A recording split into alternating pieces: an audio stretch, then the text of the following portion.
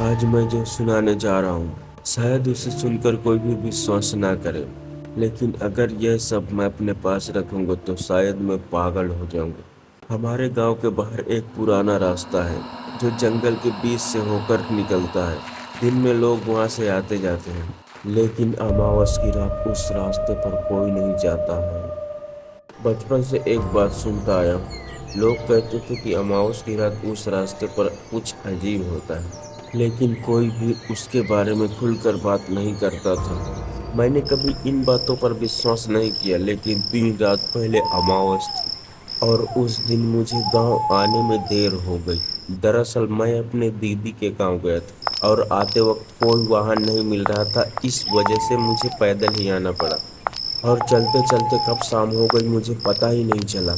जब मैं गांव लौट रहा था तब रात के लगभग 12 बज चुके थे। पूरा आसमान काला था, चांद कहीं नहीं था। सड़क के दोनों तरफ पेड़ों की लंबी कतारें खड़ी थी। चलते चलते अचानक मुझे लगा कि आसपास का माहौल बदल रहा। झींगुरों की आवाज़ धीरे धीरे बंद हो रही थी, हवा भी जैसे रुकने लगी थी। पूरा रास्ता असामान्य रूप से शांत होने लगा था। मैंने मोबाइल निकाला, लेकिन मोबाइल में नेटवर्क ही नहीं था। और अजीब बात तो यह थी कि मोबाइल की घड़ी भी बंद हो चुकी। मैं तेजी से आगे बढ़ने लगा, तभी मुझे रास्ते के किनारे एक पत्थर दिखाई दिया। उस पर सफ़ेद रंग से कुछ लिखा हुआ था, वापस चले जाओ। मैं कुछ देर तक उसे देखता रहा। मुझे लगा किसी ने मजाक किया होगा और मैं आगे बढ़ गया। लेकिन लगभग 5 मिनट बाद मुझे फिर एक पत्थर दिखाई दिया।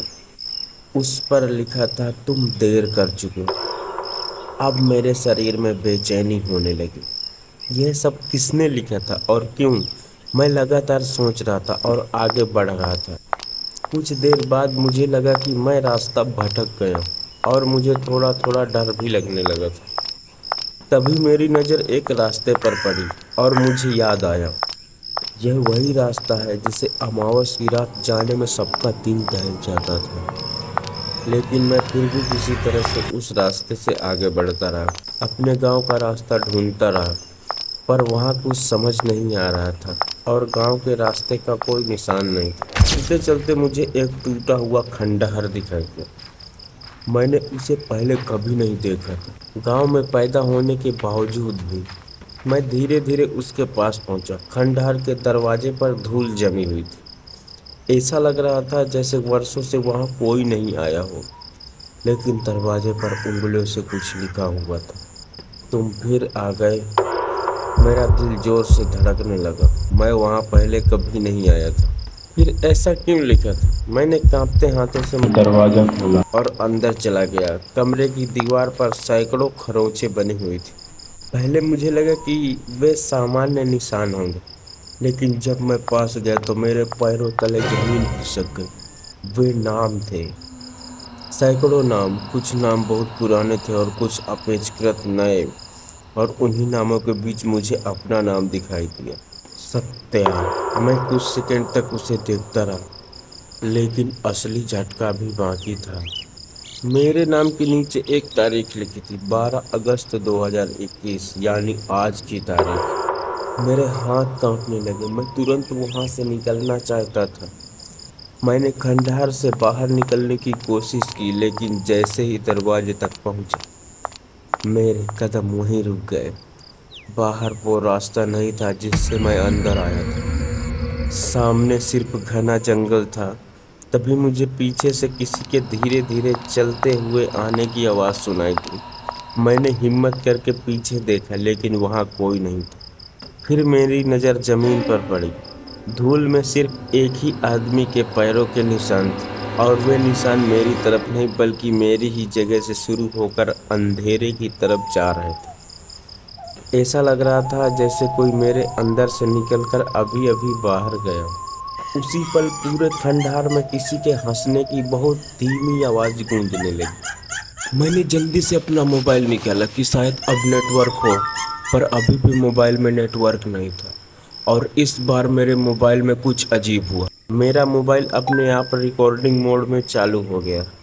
मैंने उसे बंद करने की बहुत कोशिश की, लेकिन स्क्रीन पर सिर्फ अंधेरा दिखाई दे रहा। तभी मेरे मोबाइल की रिकॉर्डिंग चालू हो गई। और एक आवाज़ सुनाई दी, मुझे बाहर मत निकालना। मैं डर से वहीं जम गया। वह आवाज़ मेरी अपनी थी, लेकिन मैंने ऐसा कभी नहीं कहा था। रिकॉर्डिंग दोबारा चालू हुई। मुझे बाहर मत निकालना। इस बार आवाज़ और साफ थी। अचानक स्क्रीन पर एक तस्वीर दिखाई दी। वह उसी खंडहर की तस्वीर थी, लेकिन तस्वीर में एक लड़का खड़ा था। और सबसे डरावनी बात यह थी कि वह लड़का बिल्कुल मेरी तरह दिख रहा था। मैंने तस्वीर के नीचे लिखी तारीख पढ़ी, 12 अगस्त 1981, यानी ठीक 40 साल पहले। उसके बाद मुझे कुछ याद नहीं। जब मेरी आंख खुली तो मैं गांव के बाहर सड़क किनारे पड़ा था। आज 3 दिन हो चुके हैं। मैंने किसी को इस घटना के बारे में नहीं बताया, लेकिन कल रात मुझे घर की पुरानी अलमारी में एक फ़ोटो एल्बम मिला। उस एल्बम में एक तस्वीर थी, 12 अगस्त 1981, और उस तस्वीर में खंडहर के सामने खड़ा वही लड़का दिखाई दे रहा था। वह लड़का बिल्कुल मेरी तरह दिख रहा था। अगर यह सब आपके साथ हुआ होता तो आप क्या करते बताओ। और अगर ये कहानी मेरी किसी को सुनने को मिले तो अमावस की रात उस रास्ते पर मत जाना, क्योंकि वहाँ तुम्हें कोई भूत नहीं मिलेगा, ना ही कोई आत्मा।